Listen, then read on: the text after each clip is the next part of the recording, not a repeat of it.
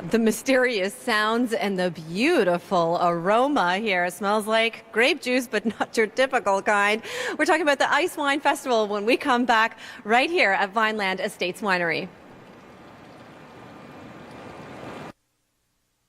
Kasia's out enjoying not the snow, but the cold. I'll let her explain. We're at Vineland Estates Winery, Suzanne, where the Ice Wine Festival, a lot of the ice wine itself is being made right here at Vineland Estates Winery. Dave is with us again, and Dave, you tell me it's a sticky and a cold process to make this wine. Tell us what's going on here. Well, first of all, and under high pressure, squeeze it out so that the juice flows. But wow, so you have to have a lot of grapes. Okay, so how many grapes roughly would it take to make a nice bottle of wine? Actually, it takes about 2 vines. That's a lot. That's a lot. So that's the concentration. That's that beautiful sweetness. That's that richness. Behind me on those vines, there's not one grape left, and that's because harvesting season came early because of the cold. We're talking about the Niagara Ice Wine Festival that's happening right now until January 26th. We'll be back in just a few moments.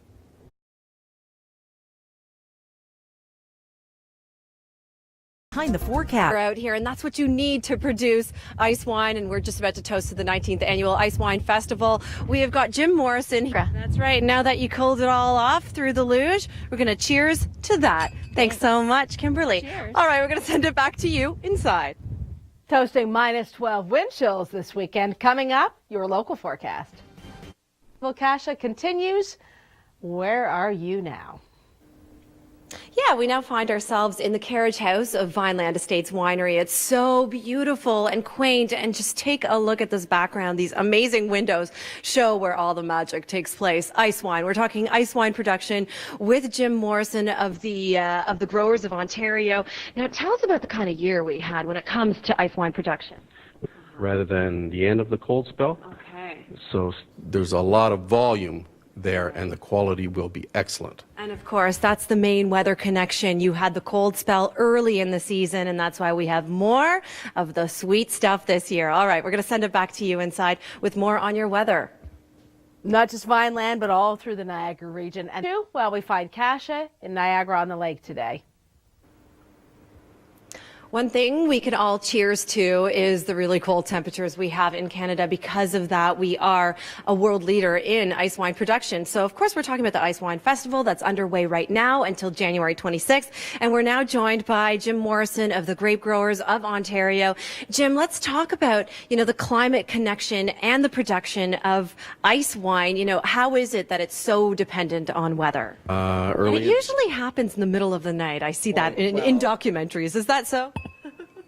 So this year's been excellent. So you are thanking Mother Nature. Yes. And we're right now thanking her for the thaw that we're experiencing now. It won't last for too much longer, and with more on that, back to you inside. What have you got there? We're now in the market at Vineland Estates Winery, where this is an ice wine lover's dream. All sorts of products made from ice wine itself. So really, ice wine is not necessarily something you can just drink alone. You can actually make food with it as well. Chef Justin now joins us. Justin, you actually cook with it as well? Yes, drinking. And you're making us all very hungry right now. Tell us, how does weather play into your planning when it comes to your culinary creations? Well, since Yeah, sounds good. So you're pickling things, or you're using pickled things more pickled at this things, time? yeah. All right, I got it. All right, let's talk about your weather story now. We're going to shift gears. Back to you inside. Well, from ice wine products to a return to more cold air in Canada, Saturday -4, your local temperatures are just ahead. And lots of fun for the family.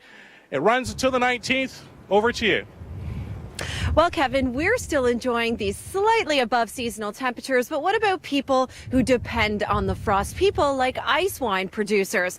Well, we're going to go find out today. We're going to Niagara to talk about this prolonged thaw. It's a tough gig, but somebody's got to do it. Now, what's happening on your end, Arda?